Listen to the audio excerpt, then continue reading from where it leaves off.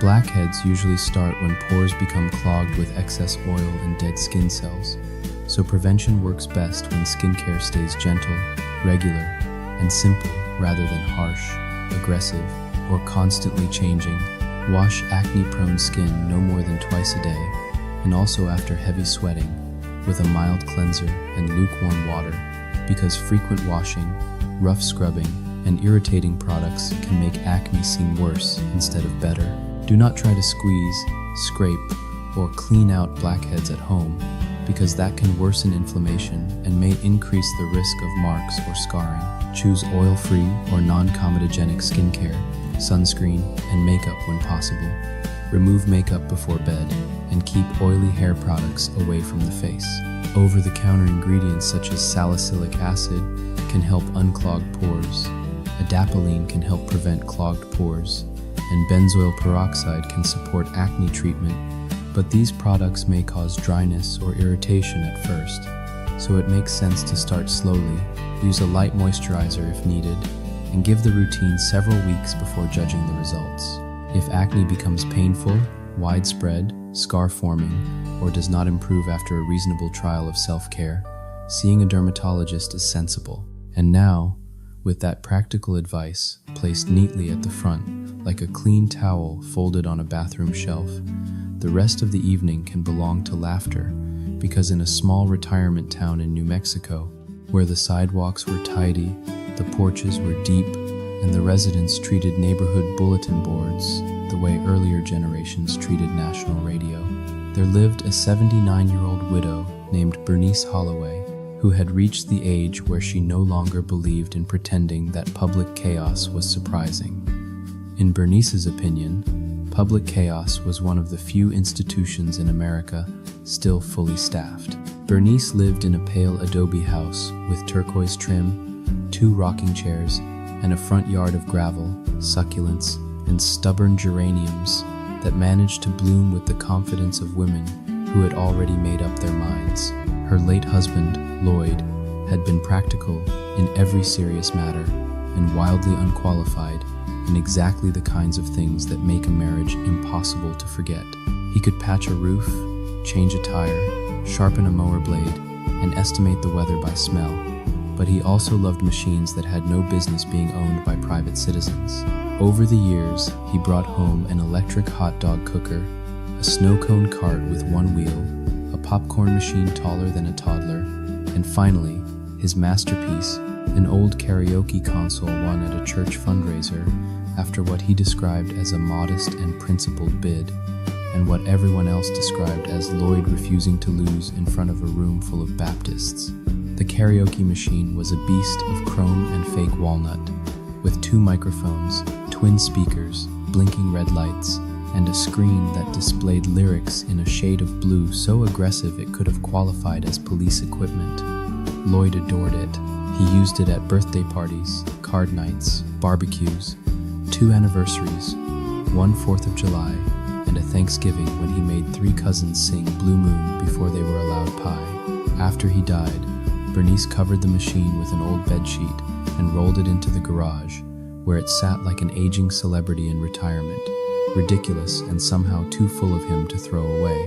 Her 2 closest allies in life were Shirley Ann Mercer, age 73, retired church secretary, owner of a sunflower print handbag with enough hidden compartments to store medicine, receipts, cough drops, and perhaps a flashlight if civilization failed, and a woman who could identify fresh gossip from the sound of a car door closing, and Clyde Sutton, age 82, former hardware manager, amateur checkers tyrant, and a man who trusted black coffee, extension cords, and his own first impression more than he trusted websites, scented candles, or anyone who said, "Let's make it interactive," without a permit. Every Thursday morning, the 3 met at Sunny Cactus Cafe, where the pancakes were too large for justice and the coffee was dark enough to improve weak reasoning. The waitress, a broad-shouldered marvel named Trina, called everyone honey in a tone that suggested both affection and mild authority. One Thursday in late February, Bernice arrived 13 minutes late, carrying a stack of papers and a look so sharpened by offense that Shirley Ann lowered her toast before taking a bite, and Clyde set down his mug without drinking. "That expression," Shirley said, narrowing her eyes, "means either the church ladies have formed a new committee or somebody has done something to your property." Bernice sat down, placed the papers on the table, and said, "Apparently, I am now the official host of Karaoke Hearts Night." Clyde blinked once, Shirley blinked twice. Trina stopped in the aisle with the coffee pot halfway to history. "You are the what?" Shirley asked. Bernice pushed the flyer across the table. It was bright pink, full of little music notes and hearts, with the words, "Sing Your Way to Spring," printed across the top in script so hopeful it ought to have been regulated. Beneath a list of refreshments, sign-up times, and the phrase, "Optional Duet Encouragement," sat Bernice's full name, home number, and address, followed by event host and community music welcome director. "I did not agree to this," Bernice said. "Yesterday, a man named Daryl called to ask whether Tom Jones counted as flirtation. At 6 this morning, a woman named Gloria wanted to know if she could reserve Stand By Your Man, but only ironically. 15 minutes later, another woman left a message saying her ex-husband might attend, and she wanted to know if there was a category for revenge ballads." Trina set down the pot with reverence. "This," she said, "is premium." Younger people might assume that a misprinted flyer could be corrected with one apology and a second batch of paper. Younger people do not understand retired Americans and organized entertainment. In a retirement town, a karaoke night is not just singing. It is unresolved theater, memory, competitiveness, old grief, new lipstick, and orthopedic timing. By the time breakfast arrived, half the cafe knew Bernice Holloway had somehow been appointed public mistress of ceremonies for a senior sing-along she had never agreed to host. A man at the counter asked whether My Way would be banned for emotional overuse.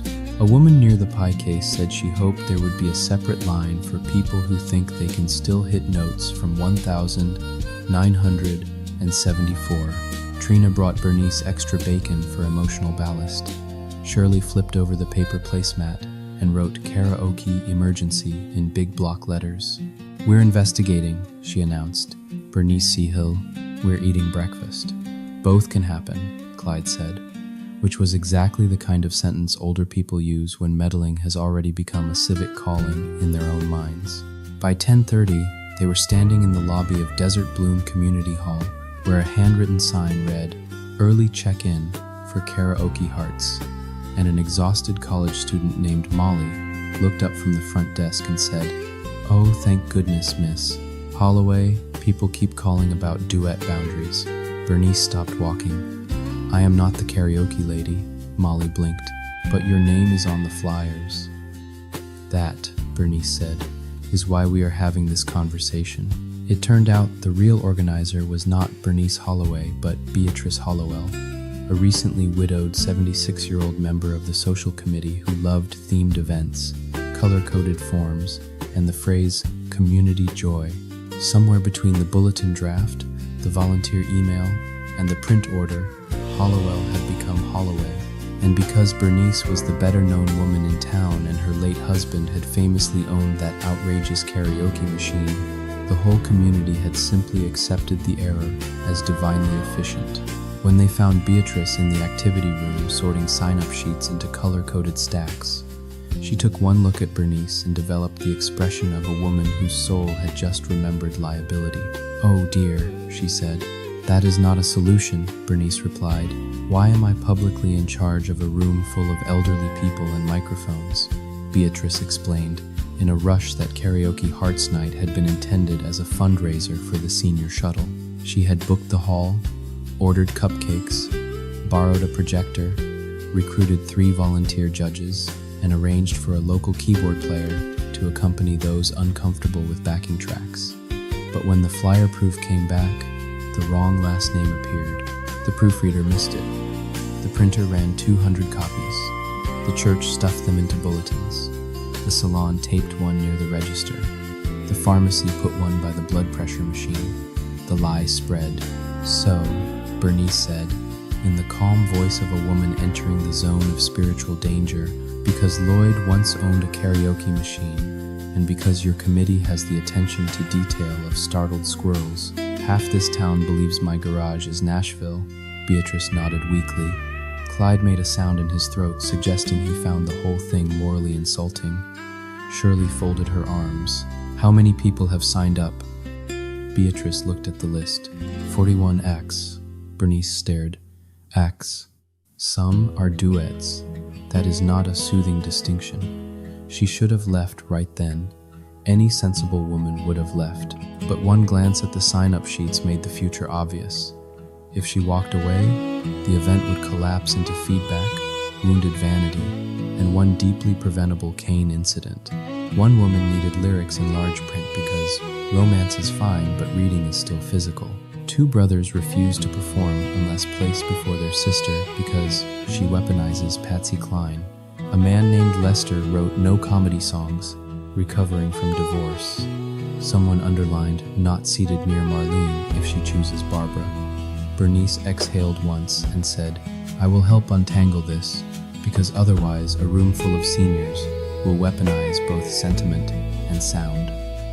What followed was a week of absurdity, so concentrated it should have been bottled and sold as local history. Bernice fielded calls about song length, sequencing, lighting, volume, key changes, and emotional sabotage. One widow asked if singing, These boots are made for walkin', would seem too message-oriented. A widower wanted to know whether Mac the Knife was too jazzy for a first impression. Another woman said she could not possibly go on after Gary, unless he switched from Elvis to something less pelvis-based. Shirley took over the phones one afternoon and became so efficient that 3 people withdrew voluntarily.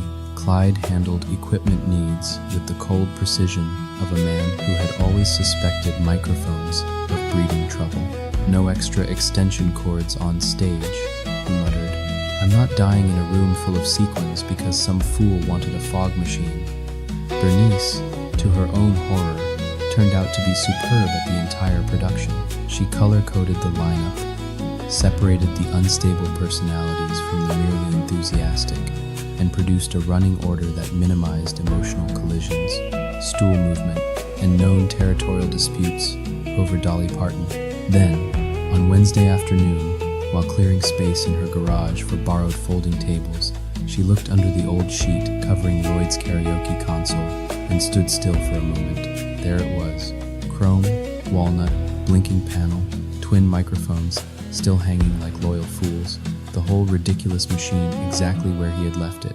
She laughed despite herself. Of course, she said softly to the empty garage, you had to come back as infrastructure. The event night arrived under a warm pink sunset that made the town look almost innocent. By 5:30, the hall smelled like coffee, sheet cake, perfume, old aftershave, and nerves.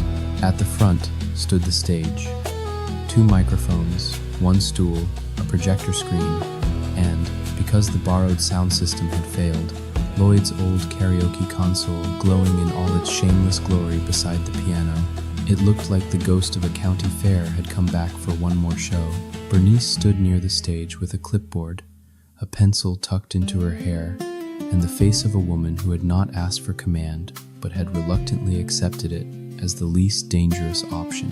That was when Walter Dean arrived. She had seen him around